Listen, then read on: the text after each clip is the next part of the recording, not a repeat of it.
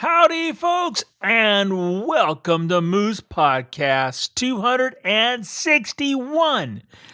Thanks ever so much once again for dropping by, and all of you new folks, and there are even more than normal. Welcome, and I really am grateful to have you part of the Moose Clan. So, thanks for dropping by. It means a lot to me. I'm back from an amazing week in New Hampshire. Scored big time on the color. It just fascinates me to no end to go to that location and see the green, and then within hours it seems like it just turns color, and that's what we had in New Hampshire. It was spectacular up in the White Mountains. I want to thank my good friends at Bedford Camera, bedfords.com. PhotoCon is coming up end of the month, 29th and 30th. Great event where you can meet these folks face to face. You can learn a ton of photography from lots of great folks, including some of my fellow Nikon ambassadors. Makes out on some great deals. And remember, those deals, if you say that magic code, MOOSE, yes, that spells moose, that's me, you'll save extra money, shipping, sales tax for a lot of states. It's just a win-win. Great gear, great service, great pricing. Bedfords.com. Thank you guys for continuing to sponsor the Moose Podcast. All right, I'm going to get right into this week's edition. Photography is not a number. It's not really a play on Jay Mazel's book, Photography is Not an F-Stop, but I was entertained when I was watching Kuna's feed and that picture of that book came up, and I was working on this podcast because it's obviously I'm not the only one who kind of gets that generalized question and creative thought process from other photographers. So what am I talking about? Well, I'm going to start off with a paper that was published back in 1993. Yeah, it could be 1893, but no, 1993, by David Travis, the then curator of photography of art there at the Art Institute of Chicago. And, he goes on to say that... I'll just read it as a quote. As a curator of photography, I specialize in a field that is located somewhere between two enormities of art and science.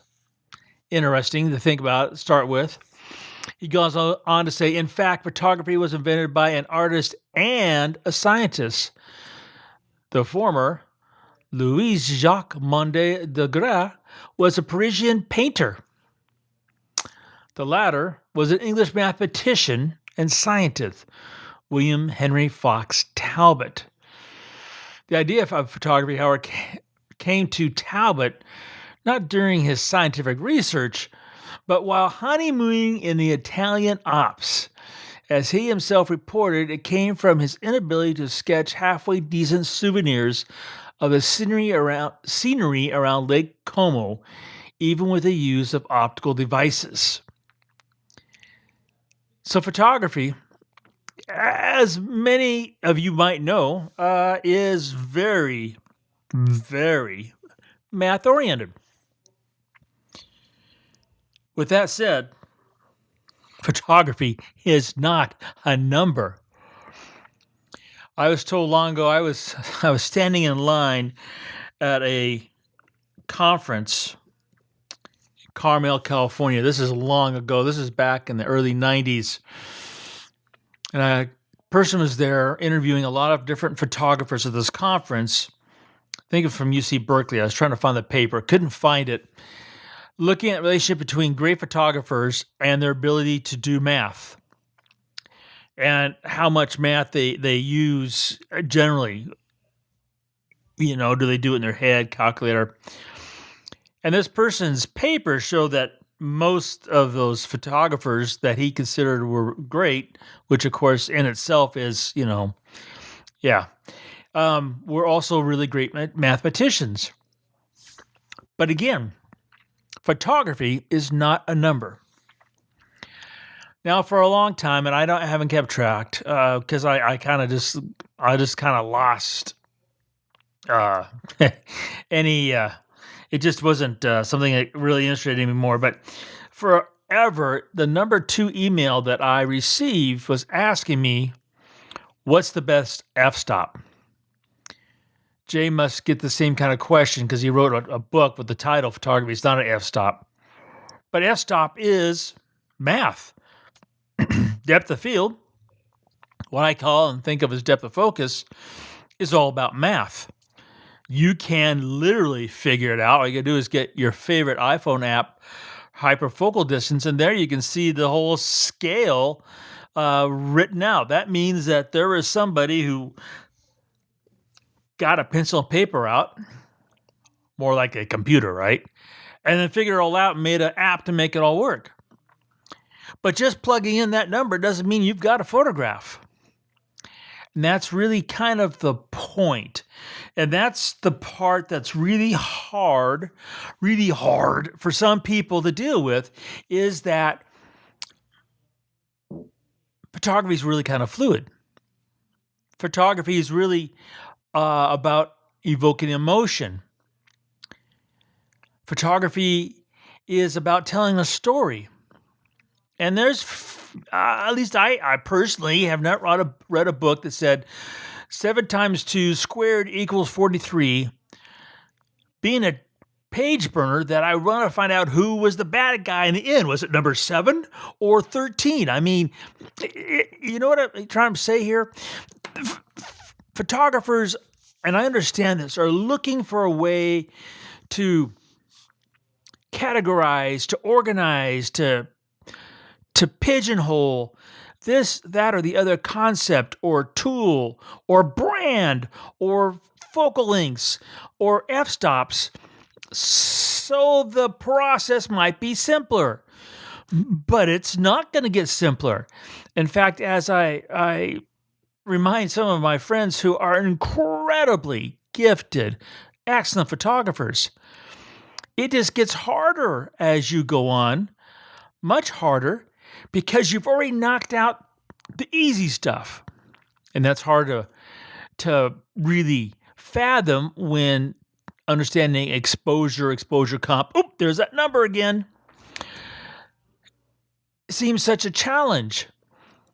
But photography is not a number.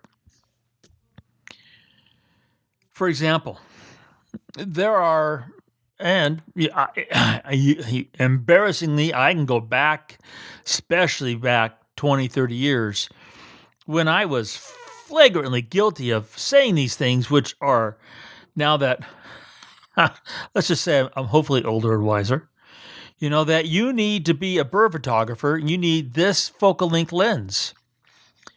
But just because you have this lens and you happen to get a teleconverter and whatever else, and it equals a certain magic number, doesn't make that a bird photography lens or a wildlife photography lens. It doesn't work that way. It does help when you're trying to categorize and buy things. I'm going to do portraits. I'm going to get a 105. But then there's a person who likes 85. Then there's a person who likes 55. Then there's a person who likes 180. 180. A 180-2.8 was such a huge seller for so long. Nobody even has heard of that lens anymore. Killer lens, 180-2.8 ED. Oh my, what a lens. Anyway, so photography is not a number. It's, a clean white does not mean it's 247. Another number. Having that histogram, the whites on the side clipping, doesn't mean that you avoid that number, that clip point. You have a photograph. If you take 1,000 photographs, it doesn't mean you have 1,000 photographs. Ansel Adams asks, how many pictures does it take to take a great one? His answer, 1. There's a number again. But photography is not a number. So what is photography then if it's not a number? In my personal opinion, photography is an investment of your heart and soul into a moment of time you want to share with others. Photography is a moment in time you want to share with others. Yes, that moment in time is a fraction. Damn, there's that number again. But when someone looks at your photograph who isn't, one of those people who goes, what shutter speed do you use, man, so I can go do it myself. If that person is just getting involved with your moment, they don't care. Because that photograph, which might be worth 1,000 words, oh God, there's a number again. Those thousands of words could leave the person looking at your photograph speechless. You could have reached out, grabbed their heart, wrapped it up in all the goodness of your photograph, and have changed that person's day or life simply by sharing that moment you treasure. Yeah, you're going to have to figure out some numbers in that process. 1, how to earn the money, and 2, how to spend that money, on 3, the right piece of gear that has a price tag, which is a bunch of numbers, and then go out and shoot. But still, after all those numbers are said and done, photography is not a number.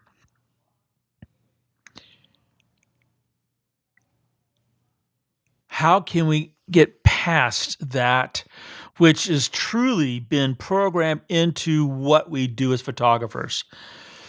F-stops and shutter speed, exposure compensation.